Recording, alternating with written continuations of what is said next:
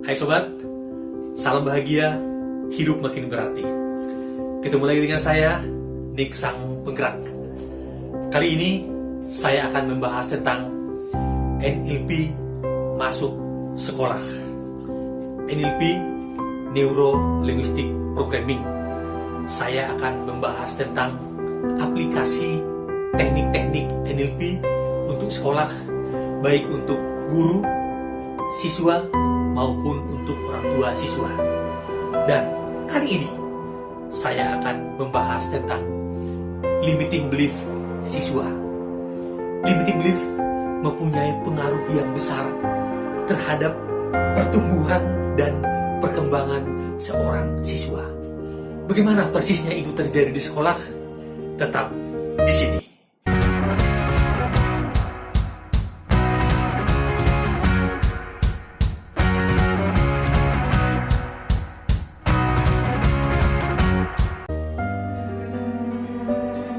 Bapak Ibu, pernah menemukan situasi seperti ini? Situasi yang pertama, katakanlah Bapak Ibu seorang guru matematika. Bapak Ibu menerangkan di depan kelas, atau kalau saat ini menerangkan di layar laptop atau di layar HP, atau ada yang masih menggunakan layar whiteboard tapi di syuting. Kemudian Bapak Ibu menerangkan satu materi, diterangkan sangat-sangat runtut, agak lambat, dan sangat jelas. Kemudian setelah selesai, Bapak Ibu bertanya kepada anak-anak, anak-anak, sampai di sini siapa yang merasa sangat jelas dengan materi ini? Silahkan angkat tangan. Anak-anak angkat tangan, berarti mereka jelas. Kemudian untuk meyakinkan apakah mereka jelas atau tidak, Bapak Ibu guru mungkin bertanya, anak-anak, siapa yang mau bertanya? Silakan. Tidak ada yang bertanya, berarti sudah jelas. Kemudian Bapak Ibu melanjutkan seperti ini. Kalau begitu, di sini ada 3 soal. Bapak Ibu mengerjakan soal itu di whiteboard atau Bapak Ibu tulis di tempat tertentu. Tulis.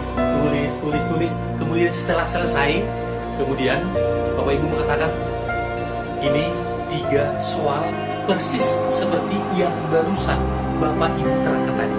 Sekarang, siapa yang berani maju ke depan mengerjakan soal ini? Kemudian Bapak Ibu menunjuk nama satu orang. Misalnya, Nix, silakan maju kerjakan soal ini. Apa jawabannya? Dia menjawab, Pak, Bu, jangan saya nggak bisa, saya nggak mampu. Pernah seperti itu? Itu kasus yang pertama. Kasus yang kedua, masih sebagai guru matematika. Setelah menjelaskan seperti tadi, kemudian ada 3 soal. Kemudian Bapak Ibu guru mengatakan seperti ini kepada para siswa. Sekarang para siswa silakan kerjakan sendiri-sendiri di buku kalian. Lalu apa yang terjadi? Ada 1 orang atau 2 orang atau bisa 3 orang yang selalu melirik ke kanan, melirik ke kiri, atau melirik ke depan, yang kedua, atau mungkin juga melirik sebagai guru matematika. Kemudian perlahan Bapak Ibu seperti mendekati, kemudian bertanya ada 3 soal. Kemudian Bapak Ibu guru mengatakan seperti ini, kenapa kamu melirik ke kanan? Sekarang para siswa, kenapa kamu melirik ke kiri? Kerjakan sendiri-sendiri di buku. Bapak Ibu mendengar jawaban. Lalu apa yang terjadi? Saya sendiri ada merasa tidak mampu, atau 2 orang, saya sendiri merasa tidak bisa. Selalu melirik ke kanan, dia melirik merasa ke kiri, tidak atau mampu melirik ke depan sendiri, atau mungkin juga melirik ke belakang. Dia merasa perlu dibantu oleh orang lain mendekat. Padahal kemudian dia sendiri sebenarnya bisa. Mengapa terjadi seperti itu? Kenapa itu kamu melirik ke kanan? Kasus yang kedua. Kenapa kamu kasus yang ketiga masih guru matematika. Bapak Ibu mendengar jawaban. Setelah menjelaskan materi dengan sangat-sangat jelas, tidak mampu. Kemudian ada 3 soal, kemudian ditulis di whiteboard. Atau kalau saat ini sesuai dengan keadaan yang Bapak Ibu lakukan sendiri. Setelah ada 3 soal, kemudian mereka diberi kesempatan mengerjakan. Padahal atau setelah ada soal menurut Bapak Ibu, mengapa terjadi mereka sudah paham itu dan mampu kasus mengerjakan. Lalu Bapak Ibu menunjuk satu nama. Misalnya, Nix, silakan kerjakan. Terdengar jawaban dari Nix. Pak, Bu, jangan saya. Andrew saja. Dia lebih pintar dari saya. Atau mungkin dia mengatakan, Dewi saja. Dewi lebih jago dari saya. Selama ini, nilainya selalu lebih bagus daripada saya. Pernah mendengarkan seperti itu? Itu yang ketiga. Dari yang pertama, yang kedua, yang ketiga tadi, ternyata ada hal di dalam pikiran mereka yang disebut dengan belief atau keyakinan mereka. Seperti apa sebenarnya keyakinan mereka? Dalam NLP ada yang disebut dengan belief atau keyakinan. Keyakinan ini satu cara pandang di dalam diri seseorang yang bisa positif atau negatif. Kalau positif misalnya, dia merasa dia percaya diri, dia merasa dia mampu, dia diterima. Kalau yang negatif misalnya, dia merasa di bawah orang lain sehingga dia minder, atau dia merasa ditolak, atau dia merasa tidak dipercaya.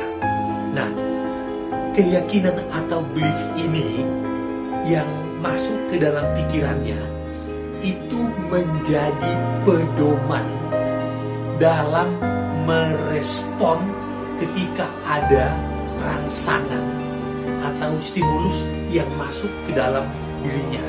Itu dia pakai sebagai pedomannya. Nah, dari manakah datangnya atau bagaimanakah terbentuknya keyakinan atau belief ini? Bisa terjadi dengan cara seperti ini. Misalnya seseorang di tempatnya ada peristiwa-peristiwa atau ada kejadian-kejadian. Dia lihat, dia dengar, dia alami, dia rasakan. Itu terulang. Dan itu sampai kepada dirinya. Lama-lama itu menjadi keyakinannya. Atau bisa juga dia misalnya di rumah, atau misalnya dia di sekolah. Di sana ada papa mama, ada bapak ibu guru yang mempunyai wibawa, yang mempunyai otoritas terhadap dirinya, yang sering mengatakan kata-kata tertentu, pandangan-pandangan tertentu, termasuk juga peraturan-peraturan tertentu. Kalau itu diulang dengan intensitas emosi tertentu, itu menjadi keyakinannya. Atau bisa juga dari pemuka agama yang dia anut. Pemuka agama memberitahukan ajaran-ajaran agama. Begini, nggak boleh ini, nggak boleh ini. Kalau itu dilakukan berulang-ulang, itu menjadi keyakinannya. Atau bisa juga lewat interaksi dengan teman-temannya. Teman-teman ini mempunyai kebiasaan-kebiasaan atau mungkin mempunyai cara-cara berkata-kata, bersikap, atau mungkin keputusan-keputusan tertentu, itu bisa menjadi miliknya. Atau bisa juga saat ini lewat tokoh-tokoh tertentu yang dia idolakan. Mungkin dia sering menonton film tertentu, atau dia sering mendengar pencerahan-pencerahan tertentu, sering dia dengar, dan itu dia rasakan, dia masukkan ke dalam dirinya, itu menjadi keyakinan dirinya. Seperti itulah terbentuknya satu keyakinan atau belief. Nah, sekarang kita bicara tentang limiting belief. Apa itu limiting belief? Limiting belief adalah batasan-batasan yang dimiliki seseorang yang terdapat dalam keyakinannya. Dalam NLP ada 3 limiting belief. 1. Hopelessness, yaitu merasa dirinya tidak memiliki harapan untuk mampu melakukan sesuatu atau mencapai sesuatu. Misalnya, seperti contoh yang saya katakan yang pertama tadi. Seorang siswa ketika diminta mengerjakan satu pekerjaan atau menyelesaikan satu soal tadi, jawabannya adalah, saya tidak bisa Pak, saya tidak mampu Bu. Apakah itu fakta? Belum tentu fakta. Itu baru sebatas keyakinannya. Padahal kalau disuruh mengerjakan, apalagi sedikit agak dipaksakan, mampu. Tapi mengapa jawabannya gak bisa, gak mampu? Ada apa gerangan dengan itu? Prosesnya terbentuk seperti yang saya katakan tadi, proses terbentuknya belief atau keyakinan tadi. Pertanyaan kita sekarang kan, bagaimana cara mengatasinya? Ntar dulu, nanti. Limiting belief kedua, helplessness, yaitu merasa dirinya tidak mampu melakukan sesuatu tanpa bantuan orang lain, tanpa bantuan orang lain, tanpa bantuan orang lain.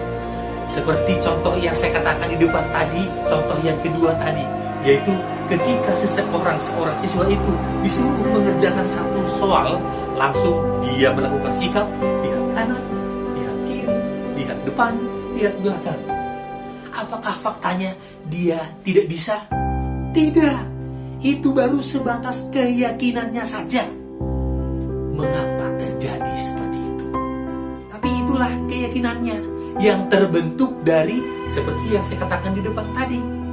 Itu dia. Cuman pertanyaan kita sekarang kan, bagaimana caranya mengatasi itu?